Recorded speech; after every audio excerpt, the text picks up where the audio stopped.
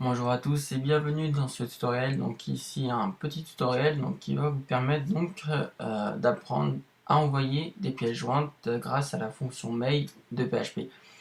Alors ici nous commencerons par envoyer donc une image, une simple image, mais vous verrez que vous pouvez tout aussi bien ensuite adapter le code pour envoyer n'importe quel type de fichier, comme un fichier zip par exemple.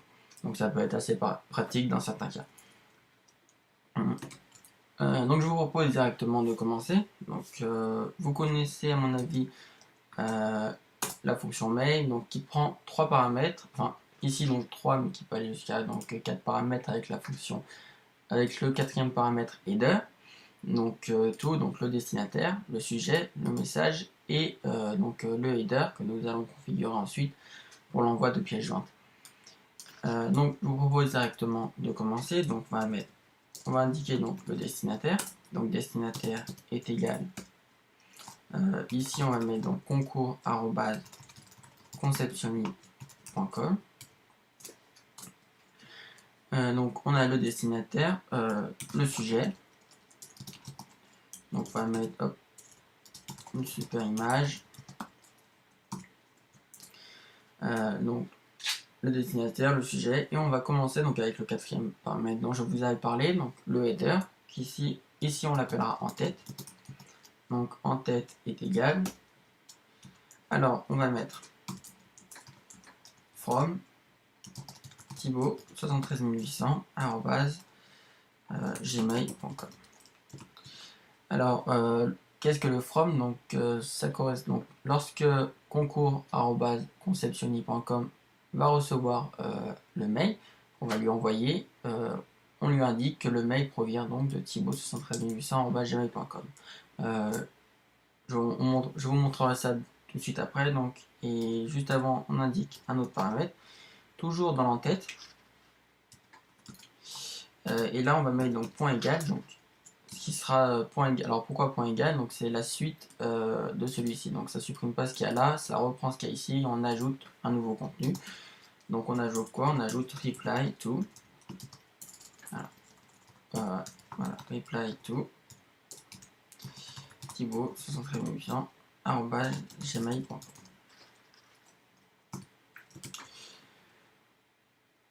Alors ici il nous manque juste les anti/n, c'est-à-dire que c'est on va ici anti/n, donc c'est un paramètre, ensuite on retourne à la ligne et on ajoute ce contenu là. Donc là c'est pas sans le comme ceci. Je vous propose de directement voir le résultat. Donc si on va juste configurer le paramètre message, donc on va mettre message est égal super image.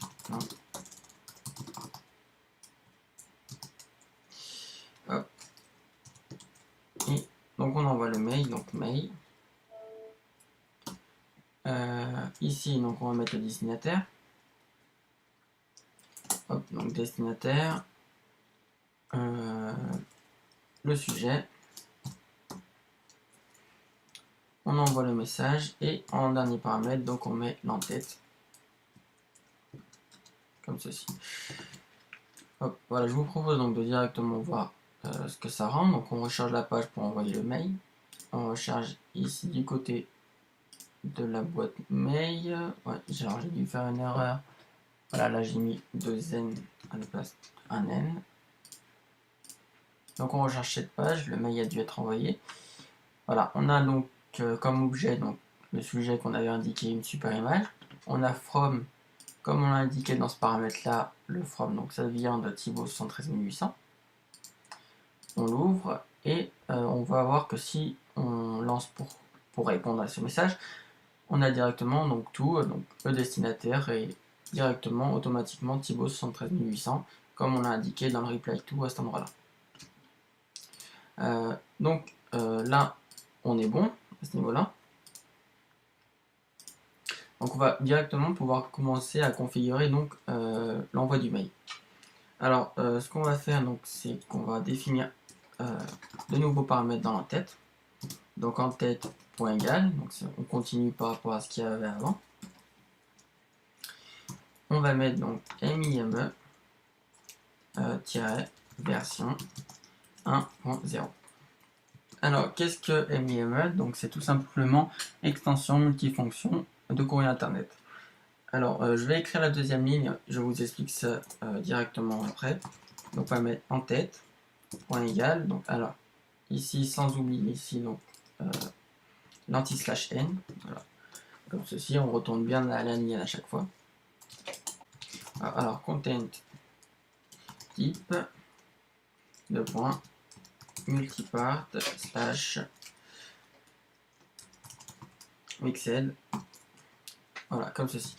Alors, donc content type multipart mixed. Donc, c'est-à-dire que là, nous, dans le cas où nous allons envoyer la pièce jointe, on va envoyer plusieurs types. On va envoyer dans le mail plusieurs types de choses, dont du texte, d'une image, un fichier zip par exemple. Donc il y aura différents fichiers que l'on va envoyer. Donc pour indiquer ça à la boîte mail, on indique donc MIM version, et dans le content type, on dit qu'il y en aura plusieurs en fait. Et on va continuer donc dans le content type mixed. On va indiquer un autre paramètre qui s'appellera donc boundary, donc égal, qui va prendre un paramètre. Alors, le paramètre qui va prendre boundary va servir à séparer les différentes parties du mail. Donc, la partie texte, par exemple, et la partie image dans notre cas. Alors, sachant que ce paramètre doit être unique au mail, doit être absolument unique au mail. Donc, pour ce faire, on va donc créer le paramètre qui sera donc unique. Donc, on va appeler delim comme délimitateur, et puisqu'il va donc séparer les différentes parties du mail, texte et image. Donc, delim est égal, donc on va mettre md5, unique id, et dans unique id, on va mettre rand pour un nombre au hasard sans lui donner de minimum et de maximum. Et on va echo delim pour être sûr qu'on a bien récupéré une valeur qui change à chaque fois. On met ça en commentaire pour pas que ça envoie le mail, ça sert à rien.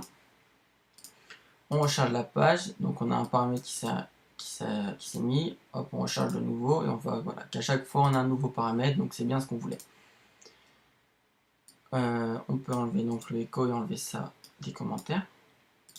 Et donc à cet endroit-là, on indique que l'on veut donc ce paramètre, donc on met delim. Donc delim entre guillemets avec les anti-slash pour pareil. Et on finit donc par le anti/n pour de nouveau retourner à la ligne.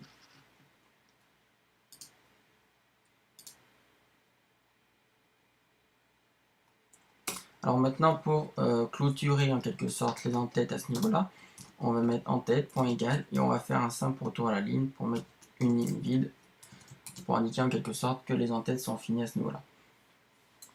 Et on va donc continuer en commençant donc par les messages. Alors, on va se servir directement du délimitateur qu'on vient de créer, donc de la variable delim. Et pour cela, donc on met deux points, delim. Donc voilà, là c'est pour marquer la séparation entre l'en-tête et le texte.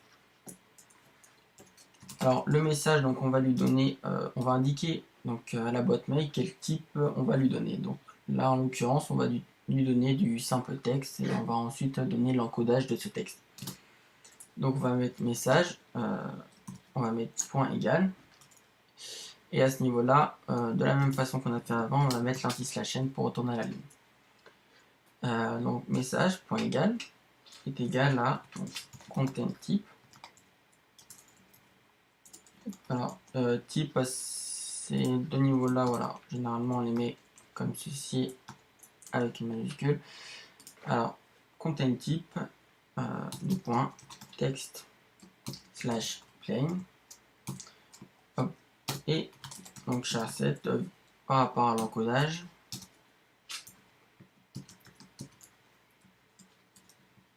Et on va mettre UTF-8 pour l'encodage.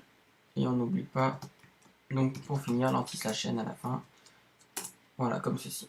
Et on va indiquer donc un autre paramètre. Hop, qui sera donc content.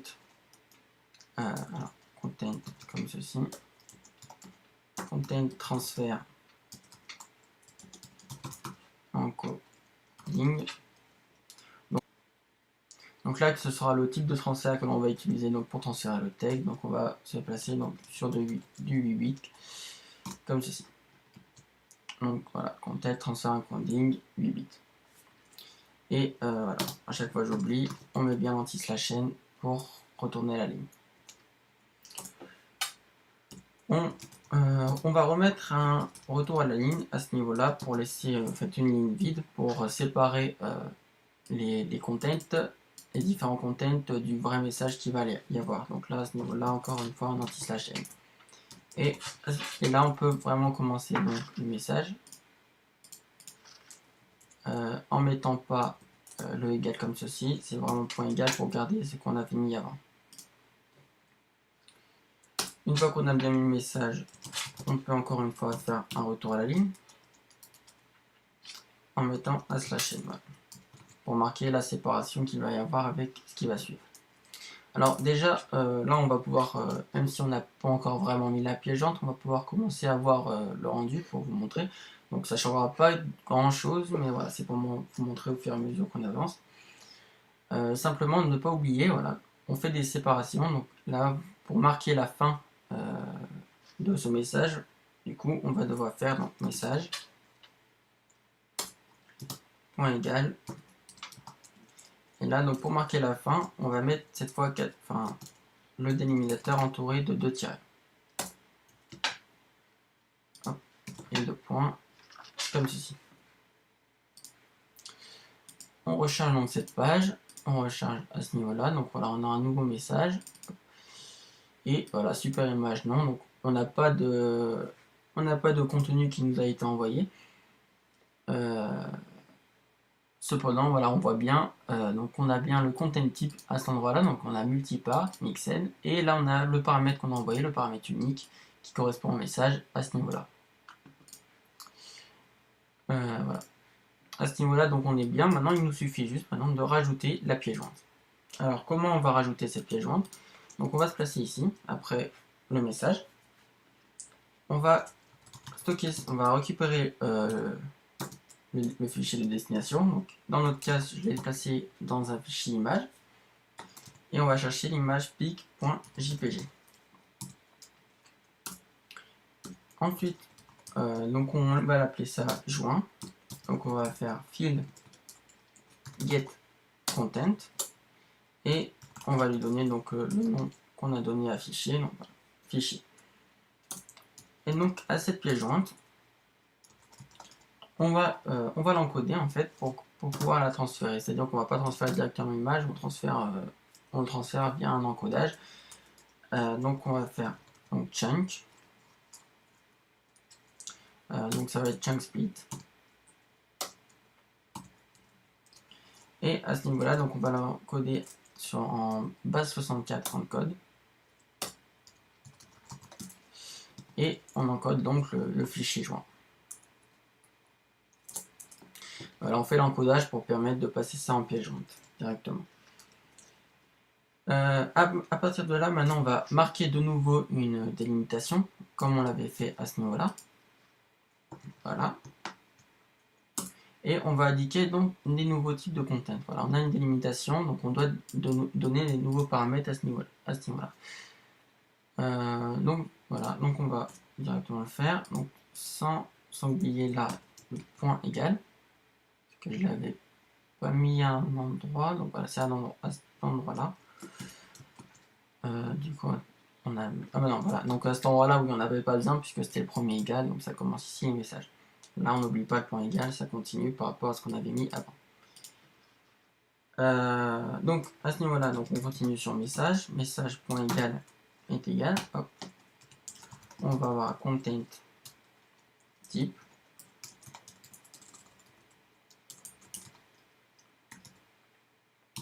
Et donc, comme dit, donc ça va être image.jping. On peut lui donner un nom à cette image, donc nous on va l'appeler image, voilà, tout simplement. Et on continue donc dans les paramètres, donc mlg.est égal. content, donc là ça va être pareil, donc content transfer encoding. Content transfer encoding. Et comme paramètre, donc on va lui passer base 64 qui correspond à l'encodage qu'on lui a donné à ce niveau-là. Voilà. Donc base 64. Et on n'oublie pas donc les anti/n. Ça, j'ai du mal à m'y faire. Voilà. Anti/n à ce niveau-là. Voilà, à ce niveau-là. Base 64.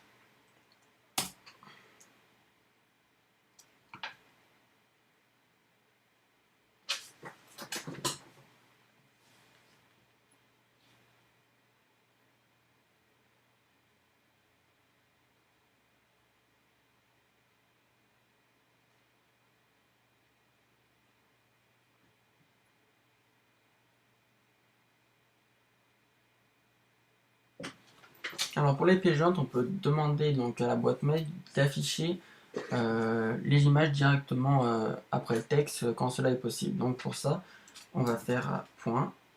Alors message point est égal. On va mettre donc content disposition inline. Voilà, donc content disposition, et là on met inline pour que ce soit aligné, pour que l'image puisse apparaître juste après quand cela est possible, par rapport, enfin selon les boîtes mail. Et on lui donne un nom, donc filename est égal //, on lui donne le nom, et on finit par l'anti/n.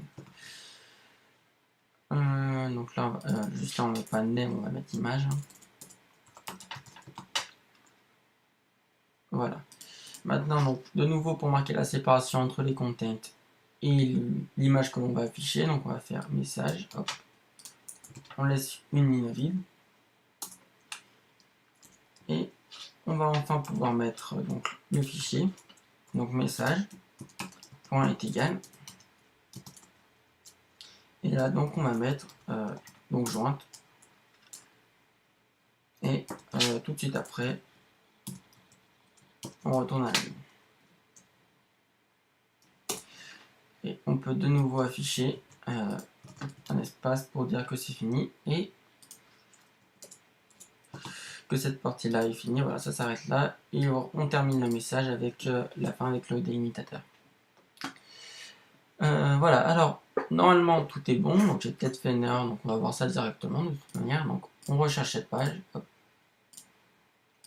On va dans les inbox, voilà, on a une super image. Alors petite remarque, vous voyez que à ce niveau-là, il avait déjà indiqué qu'il y avait une pièce jointe, même si on l'avait pas affiché vraiment la pièce jointe, il avait déjà détecté qu'il y avait une pièce jointe, même si voilà, nous on l'avait pas mise. Et à présent, voilà, donc ça a fonctionné, donc on a super image, non. Ensuite, on a la séparation, on a la pièce jointe ici qu'on peut récupérer. Hop, on peut la télécharger et elle apparaît ici. Voilà. Alors, vous voyez que là, elle s'appelle donc image tout court. Donc, on aurait pu l'appeler image.jpeg histoire de lui donner un nom avec l'extension. Du coup, c'est bon. Donc, à ce niveau-là, on a bien marché. La pièce jointe a bien été envoyée. Alors, je vais finir ce tutoriel en vous montrant qu'on peut utiliser d'autres types de formats. Donc, je vous mettrai ce lien dans la description du tutoriel. Donc, on a tous les types MIME qu'on peut utiliser. Donc, par exemple, mettons qu'on va envoyer un fichier zip. Donc, on va mettre à la place de l'image application zip. Alors, donc c'est à ce niveau-là, content type, ça va pas être image.jpeg, ça va être application/zip. Et là, on va donc aller chercher un fichier zip pareil que j'avais mis sur le serveur, donc image/image.zip. On va laisser à ce niveau-là comme ça. On recharge la page. On va dans le inbox. On voit qu'on a une nouvelle image, enfin un nouveau message. Et on a, donc là vous voyez qu'il ne peut pas l'afficher, donc il ne l'affiche pas puisque c'est un fichier zip. Mais là on a bien ici en pièce jointe le fichier zip que l'on peut récupérer et qui s'affiche ici. Voilà. Donc ensuite on pourra décompresser pour voir l'image qui est à l'intérieur. Voilà, ça nous permet aussi, dans certains cas, d'envoyer plusieurs images, plusieurs fichiers dans un fichier zip, ça peut être pratique. Et donc, pour chaque fichier que vous voulez envoyer, vous regardez comment, à quel content type ça correspond donc dans cette liste que je vous mettrai directement dans la description du tutoriel, hein. Voilà, donc c'est fini donc, pour ce tutoriel. J'espère que ça vous aura aidé à comprendre comment envoyer donc, des fichiers joints dans vos mails. Et je vous dis à la prochaine dans un nouveau tutoriel.